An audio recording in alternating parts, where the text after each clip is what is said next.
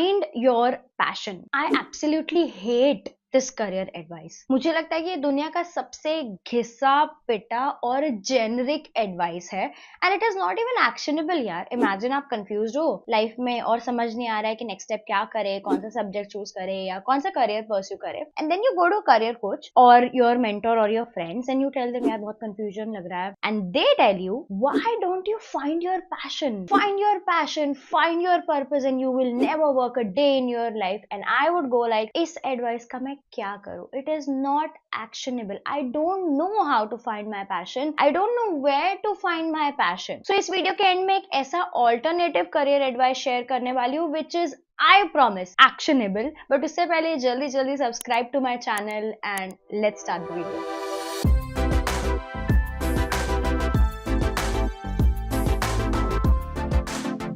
तो Mel Robbins करके एक बहुत फेमस कोच है और मुझे उनकी एक बात ना बहुत सही लगी. वो कहती है पैशन कोई वस्तु नहीं है. वस्तु as in it's not a thing कि आप ऐसे ढूंढोगे कि where is this, where is my watch, where is my pen, where is my passion. It's not a thing. She also says that it is not a person कि hey bro कहाँ पर है तू, मिल ही नहीं रहा है, कहाँ पर है तू, मिल ही नहीं रही है. It's not a place, it's not a thing, it's not a person. तो how will you find your passion? So basically passion, it's not something to find, it's a feeling of getting energized, of feeling energized. वो याद है school में जब picnic जाने वाली होती है तो रात भर नींद नहीं आती थी. कभी नॉर्मल स्कूल के लिए इतना एनर्जाइज्ड फील किया, कभी पढ़ाई करने के लिए इतना एनर्जाइज्ड फील किया. सो बेसिकली ये सोचते नहीं बैठना है कि यार what is my passion, what is my purpose, because it does not matter. What matters is you asking yourself what is something that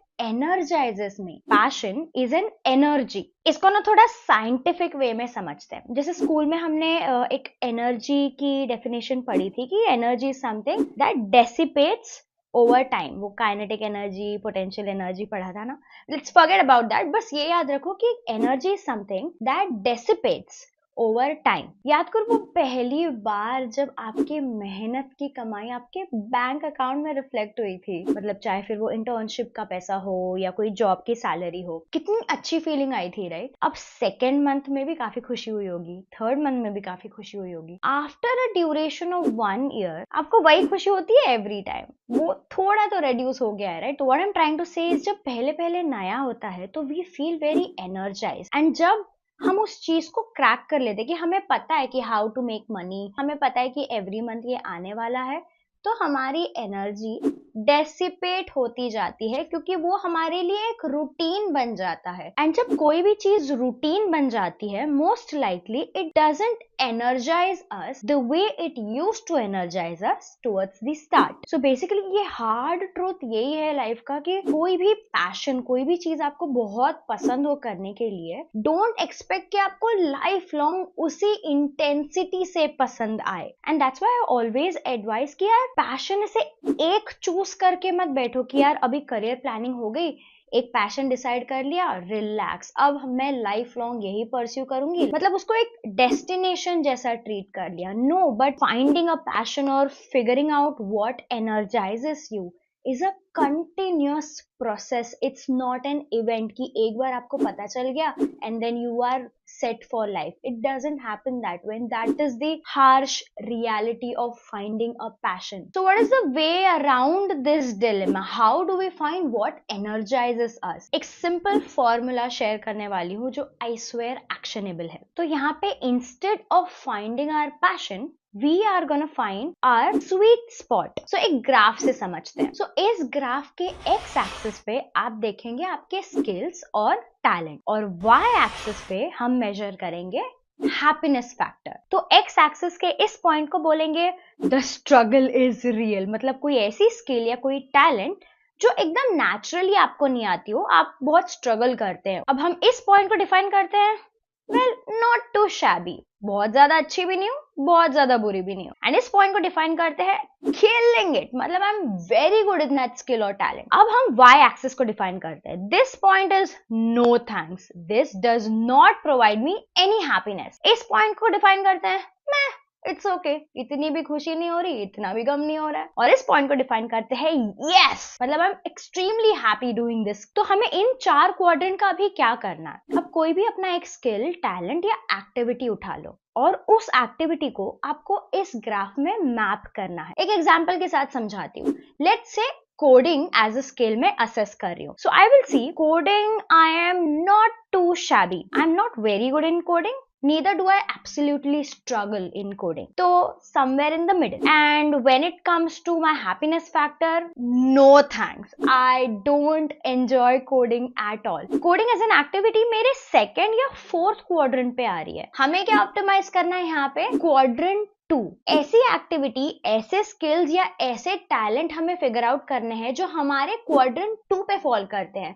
something which we are absolutely killing it and also which provides us happiness. अगर मैं assess करूँ YouTubing as an activity, तो I would like to assume that I am not too bad in speaking in front of camera. So I will give it somewhere between not too shabby and killing it.